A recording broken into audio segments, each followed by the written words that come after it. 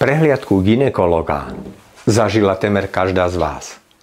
Ale poznáte všetky jej časti? Som doktor Kolár a v gynekológii bez obav otvárame témy z oblasti gynekológie a ženského zdravia. Najprv sa porozprávame o vašich ťažkostiach, o tom, či vás niečo trápi alebo máte bolesti.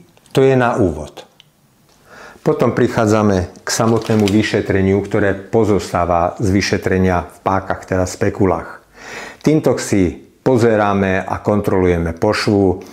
Z vonkajšej strany si pozeráme, že či sa tam neobjavujú nejaké neprirodzené útvary. Samozrejme farbu sliznice, výtok a celkový stav vo vnútri.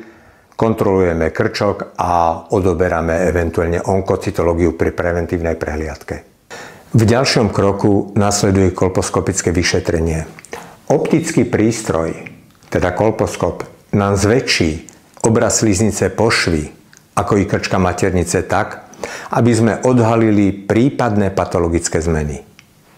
Potom nasleduje palpačné vyšetrenie, kde hmatom skontrolujeme orgány malej panvy. Následne prichádza na rad vyšetrenie ultrazvukom, a to vaginálnou alebo abdominálnou, teda brušnou sondou. Záleží podľa toho, či pacientka už mala pohlavný styk.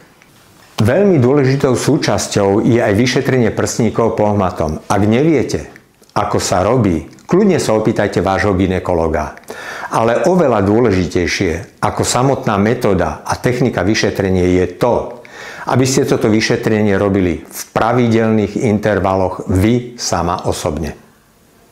Ak poznáte dámu, ktorá odkladá preventívnu prehliadku z gynekológie, prosím, pošlite jej toto video. To úplne stačí.